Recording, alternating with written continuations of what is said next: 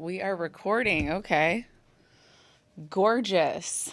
Welcome to your favorite new podcast. It's me, Simona, your host, always and forever. If you know me from TikTok, I like to yell at you, but in an effort to be a little bit softer until I get into my flow, into my groove, until we vibe, I'm going to talk normally because I feel like I can't really yell for long periods of time. 3 minutes is my max. And as you know, I like critical thinking. I like reading comprehension. I like literacy. Okay. I need you to stop being a dumb bitch and I need you to elevate and raise your standards. So, we're going to get into the most important, crucial thing that I don't think I could ever talk enough about: confidence. Okay. This is your crash course. I'm going to give you all of my tips, all of my tricks, and you will be leaving this episode implementing certain things. Pick and choose. And then when you feel very comfortable, you'll get into the flow and into the groove, and you'll have your confidence routine locked and loaded, ready to go. Now, what I have noticed with myself and also with my girlfriends, specifically my girlfriends that have had long-term relationships in their early 20s. Obviously, inevitably, there is an exception to the rule always with me. And I feel like I should probably stress that right now because it always goes above everybody's head, okay? There's an exception to the rule. Let's say you're 20 or 25 and you've been dating your boyfriend for 5 years. I love that for you. The probability, the likelihood that you guys are going to get married and be together forever is very unlikely. I'm so sorry, but it would be the truth, okay? A breakup is probably inevitable, okay? And as with all my girlfriends, a breakup definitely happens. In your 20s, you're discovering. It's a shitstorm. Everything's on fire. Nobody's having fun, but everybody is pretending to have fun. It's the worst time of your life, okay? There's a lot of fun. I'm not saying, oh my God, you're going to hate every moment, but it's going to be a roller coaster because you just don't have the life experience. You don't have the knowledge. You don't have the tools. You're still developing things. You're still figuring yourself out. And for me, I believe that the main goal of our 20s as women, speaking of the girls, is to develop your self-confidence, your identity, your self-esteem, and become in tune with yourself, your body, and figure out what you like, your likes, your dislikes. And you are going to figure all of this out by trial and error, by experiencing things, okay? Some of them are going to be very fucking bad, okay? My friends that were all in long-term relationships at around 25 all broke up with their significant others, okay? Rightfully so, because at that point, you're growing with someone, right? You're enmeshed. It's you and them. It's like this, okay? And when things start getting difficult, challenging, and hard, right, as life naturally does, your immediate thought, usually as the girl, is to be like, well, how can I fix this? How can I salvage it? Like, how can we keep trotting along, right? How can we push through to the forever? Your immediate thought is not, let me bow out, take some time for myself, and figure out what I want outside of this relationship. However, a breakup happens, okay? And now your self-discovery journey happens, and you feel so lost and so confused because you've grown in sync with someone for the last 5 years. Now, I'm not discouraging relationships, but honestly, under 25, they're kind of useless. They are. You don't learn much. It's kind of like everybody's confused. Everybody is toxic. It's really not the vibe. I personally would advise against it, but I'm biased because I didn't have a relationship before I was 25. And I feel like that's also why I feel like I'm so confident. You really have to own all of your experiences in life, whether you have relationships or not, whether they're long-term or not, whether you found somebody or not, whether it's been a minute since you've been single. I have a story time. I do have a story time for you. I have a story time. I'm going to use my friend Brenda. I'm going to use Brenda as an example. Brenda had a long-term relationship with a man from 20 to 25, okay? And my friend Brenda broke up with this man. She was not feeling it anymore. She was not attracted to him anymore. They were on different life trajectories. She was very ambitious, very goal oriented, had a lot of things that she wanted to accomplish, and her boyfriend just wasn't at par with that. But because of the familiarity and the comfortability that she had with him, she found it very, very hard to detach from him, right? Rightfully so. That's totally natural. After, I would say about 6 to 7 months, she was like, I'm ready to like hop on the dating scene. And I'm like, okay, well, you're going to want your confidence locked and loaded. And confidence is a muscle that you train every single day. It's not something that you do for 2 weeks and then you're like, I can kill it. I'm going to go vibe and thrive right now. Because life, especially in dating, is going to throw you so many curveballs where your confidence is going to be challenged. It's going to be tested. And you're going to have to really show up as a confident person. Okay.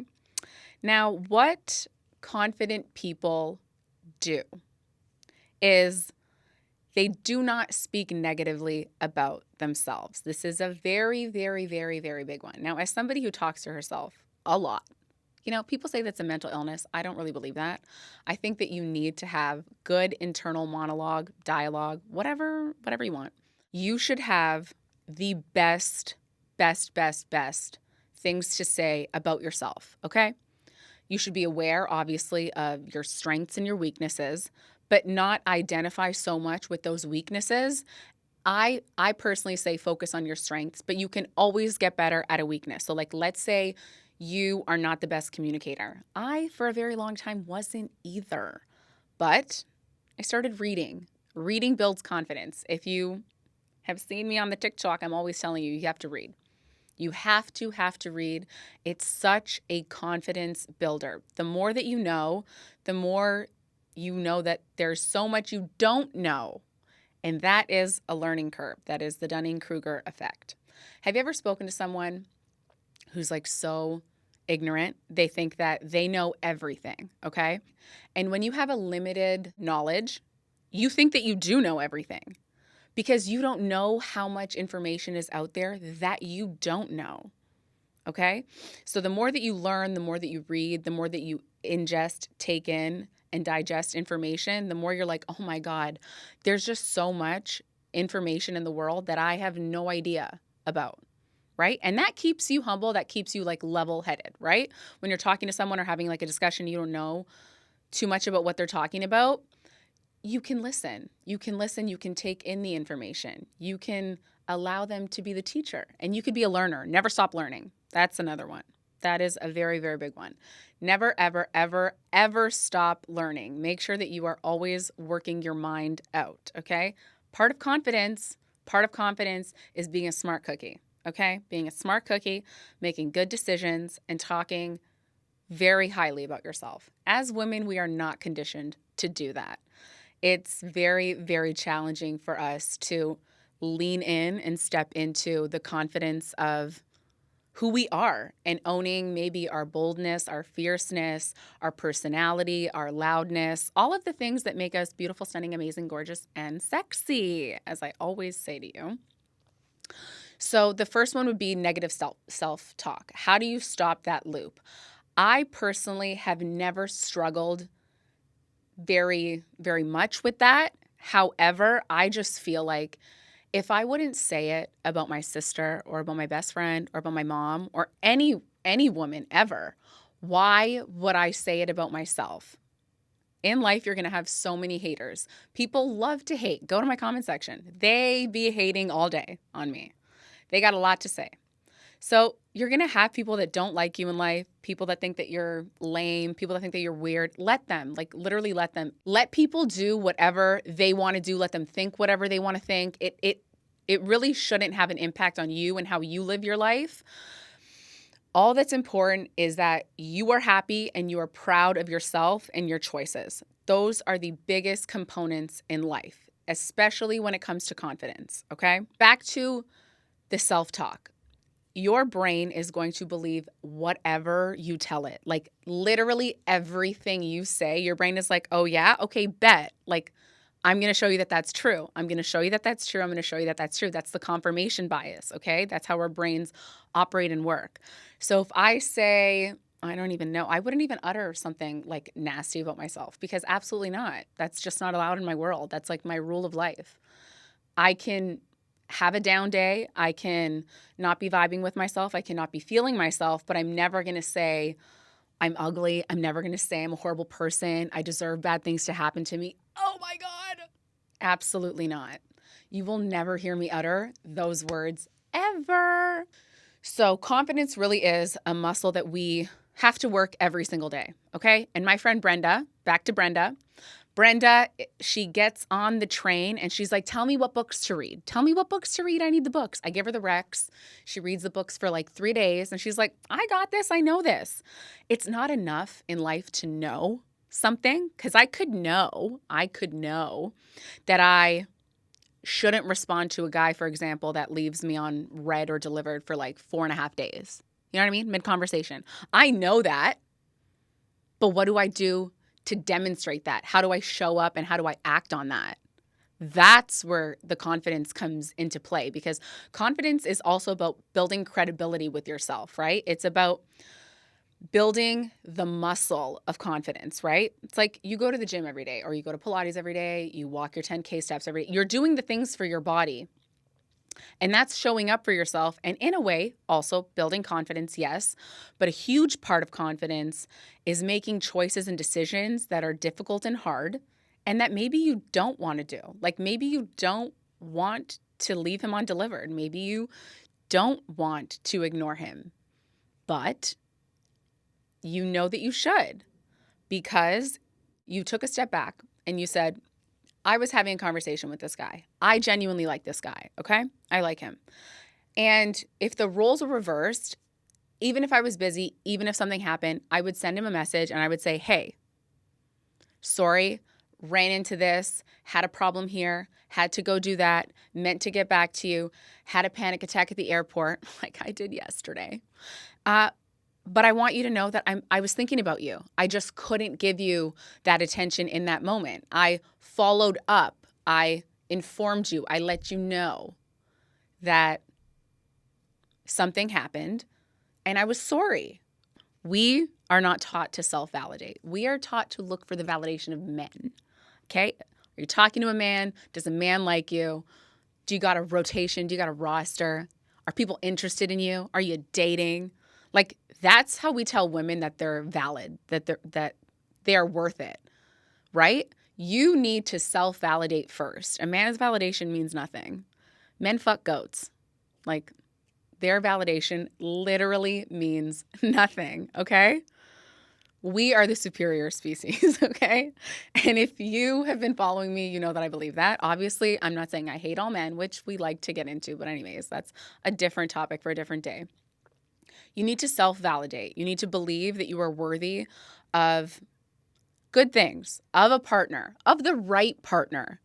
And when you lean in and you show up and you demonstrate self-respect, when you demonstrate the self-worth, when you don't run, when you don't prove, when you don't chase these guys that are just stringing you along, jerking you around, you build credibility with yourself and your confidence inevitably goes up.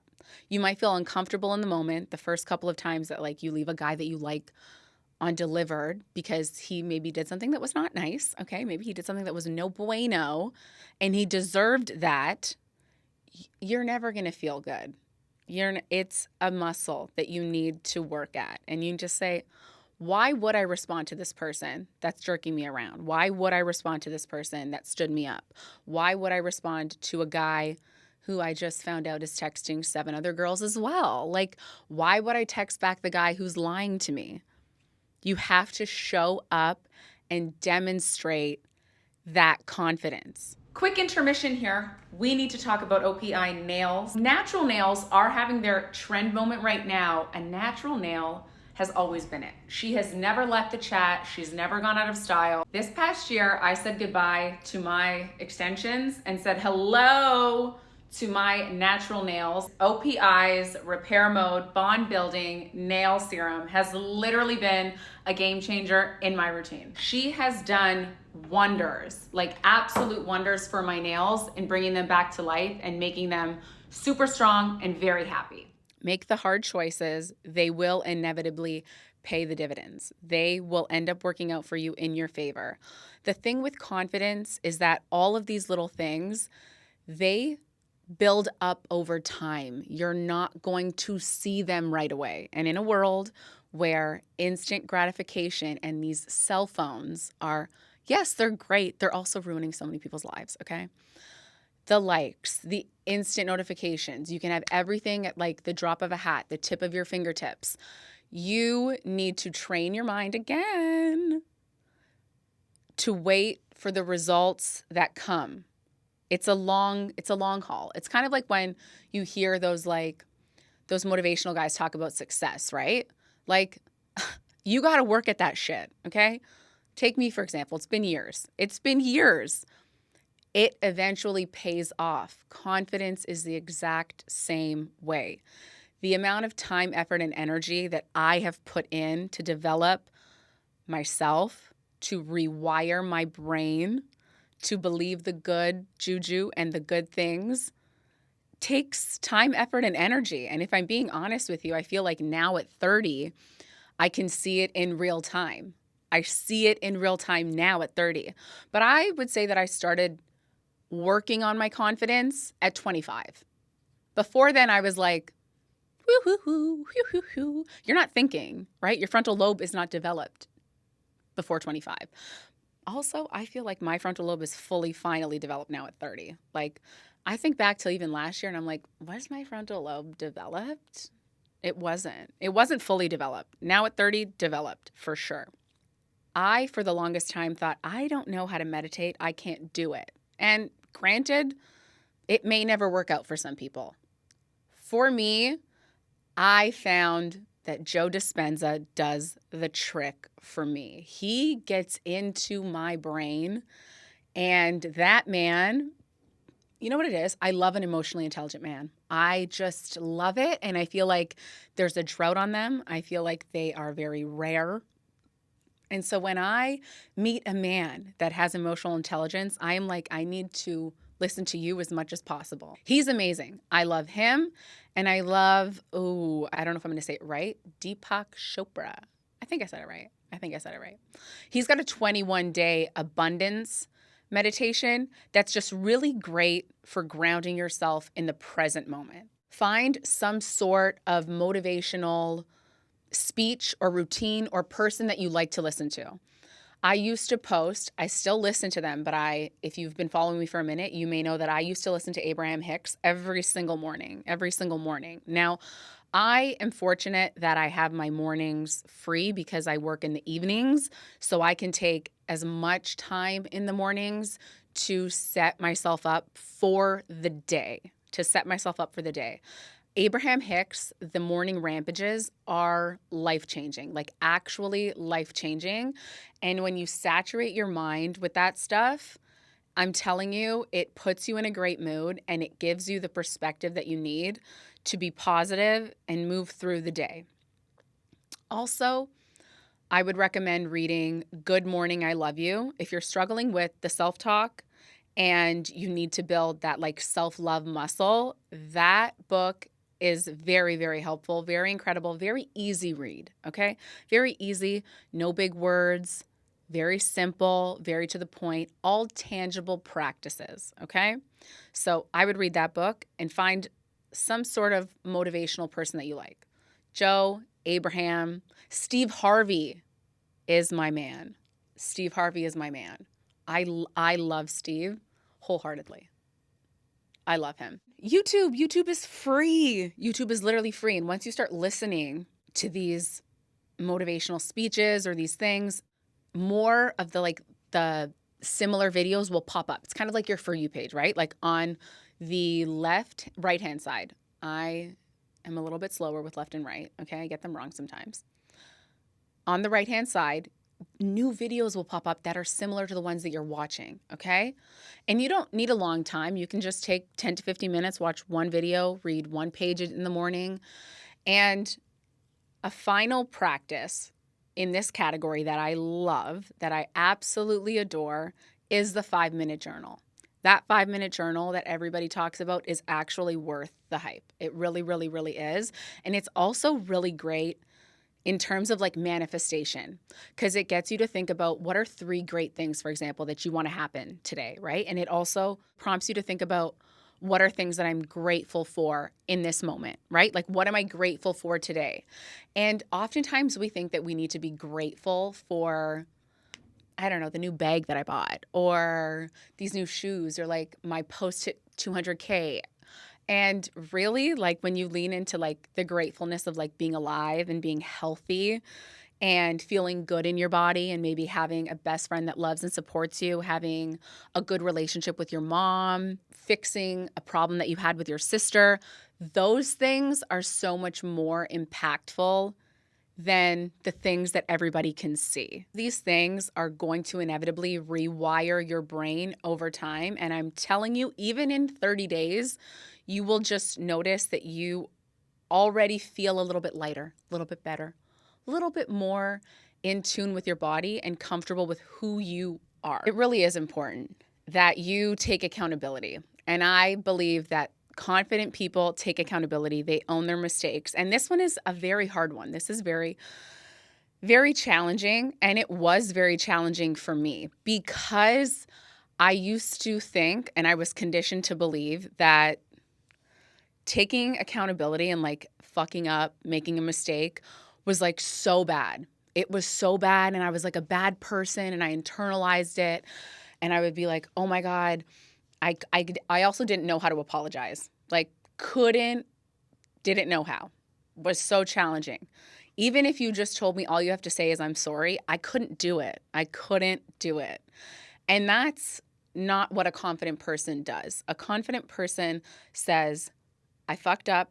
I made a mistake. I'm sorry. I might not have meant to do that, and it wasn't my intention to hurt you, but I know that I did, and I'm sorry. There is so much power in owning your choices and owning your mistakes, owning your fuck ups. And if you own those things, nobody can make you feel bad about them. Nobody can hold them over your head, and nobody can use them against you.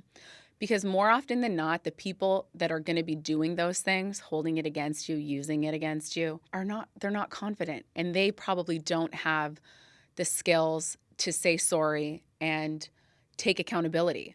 A lot of people lack the ability to take accountability in life for their choices. They would rather blame and shame. And this is a big one, the blame and shame game, that I learned from my mentor. He was great. He was amazing. Another emotionally intelligent man. I was constantly being blamed and shamed for things. And I was like, I don't understand why I'm constantly, everything is just always my fault. Even if I did make a mistake and I said sorry, I was just berated. Like, you could never please this person. Like, you could never please this person. And it really had nothing to do with me and more about that other person. The other person couldn't take accountability. So it didn't really matter if you could, because they would just always make it your problem. And you have to identify people in your life that are like this, and you need to cut them out of your life because they are never going to grow up. And even if they do, that's great for them. But if you're working on taking accountability and you're working on your confidence and you want to be and show up as like the best version of yourself today, because it's going to look different every day. And some days you're going to give 90 and other days you're going to give 20%. And guess what? Both are amazing, stunning, beautiful, and gorgeous. Both are great. Both are fine. Both are perfect, because the point is that you're showing up and you're trying. And that's what confident people do. They try. They go for it and they say, I'm feeling these feelings. Maybe they're good. Maybe they're not good. But I'm going to do the thing anyways, whatever that is. I'm going to make the choice. I'm going to take accountability. I'm going to go to the gym. I'm going to read the book, even if it's just one page. I'm going to take care of myself and ultimately try to show up my best every day as someone who loves themselves. That's the core of being confident, right?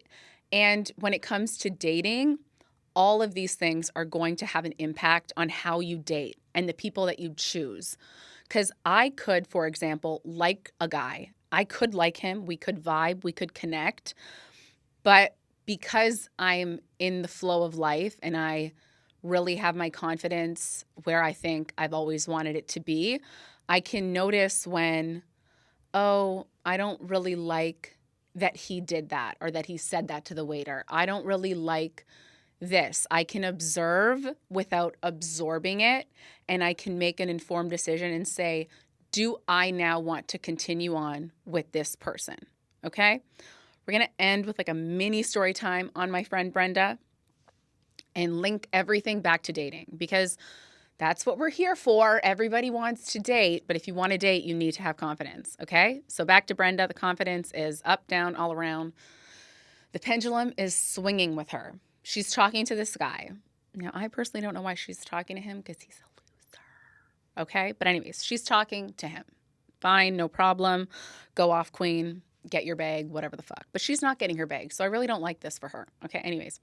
They don't live in the same area, in the same vicinity. She made the first error of talking to him every single day, which I tell you guys not to do because you just bond to a version of a person that like probably doesn't exist. Anyways, they meet up and they go out. They have a glass of wine. They go for a walk. Everything is good. He comes back to see her the next week. They engage in the sexual activities. Okay? Wink, wink. They have the sex. Okay? They have the sex. LOL. They have sex. They have sex and she's getting a weird vibe. Sometimes after sex with losers, this happens. Okay? This happens more often than not. And it's not anything that you've done. It's not you. It's just them. And just sometimes with guys, there's that whole like, and I really believe that like with the post-nut thing, that just really happens if the guy is like not that really into you. Like he just wanted to have sex. You know what I mean? Because every time I've had sex with a guy and he really liked me, like we're cuddling after and he's the one initiating it. So I'm like, I don't know if I really believe all that stuff, but anyways, whatever. I'm trying to talk her off of a ledge, okay? He leaves her house in the morning. He's busy throughout the day. He's got a bunch of things that he let her know that he was busy, and they did talk. They had like a quick little banter, 1-2, okay? And then he kind of, I wouldn't say he went MIA, but he got busy. He let her know like, I'm doing X, Y, and Z today. I'm busy. And he let her know this prior. So as someone who's like, again, the world of probabilities, okay? And this is not me being on his side, but this is me being like, this is like very real. People have lives. People get busy. He will respond to you, right? A confident person is going to think the way that I thought about this situation, which is the universe is teaching you in this moment how to be okay with the stillness, how to own the fact that, because she was like, I was hot, I was perfect, I was all these things, I believe that I'm this. And I said, okay, if you believe all these things that you're telling me, why are you acting like someone who's like insecure, right? Obviously, it never feels good. You feel like you ought, as a woman, you want to feel emotionally connected to like the guy that you just had sex with after sex more often than not, if you like the person. But also at the same time, maybe this is teaching you to like just breathe. Take a step back and say, I know I was great. I know I gave it my all. I know I performed well. I know these things. And so I'm going to sit back and relax and I'm going to allow him to come around, because also sometimes guys just they want to take 5. Okay. Let them marinate in the corner. Let them do their thing. You go do your thing. Okay. That's what we want. So in every instance with dating, reframe everything in your head for yourself as much as possible, right? In the world of probabilities, what's the likelihood of the situation you're telling yourself in your head? And guess what happened? She drove herself insane and he ended up messaging her and everything was fine. I told you it would be. I'm your fairy godmother. Everything that I say, I would say 9 out of 10 times is true. I would want to say 10 out of 10, but I'm going to be humble. And I'm going to say, trust your gut, develop that intuition within yourself. And if you really feel like something is wrong, just speak on it. Speak on it and say, hey, do we have a problem? Is everything okay? Am I reading into this? I feel a little bit disconnected from you. How do you feel? And with everything, if you have conducted yourself in a nice manner, in a good manner, if you've shown up with respect not only for you and for the other person, then you're Gucci. You are so, so good. Do you know how many people in life cannot say that they have shown up with courtesy, etiquette, respect, manners for another person? So many people don't know the basic etiquette of please and thank you. So if you can say to yourself in any instance, I showed up and I tried my best, I took accountability, I think I did the right thing for myself in the moment, then I think you're good. I literally think that you are so amazing, beautiful, stunning, and gorgeous.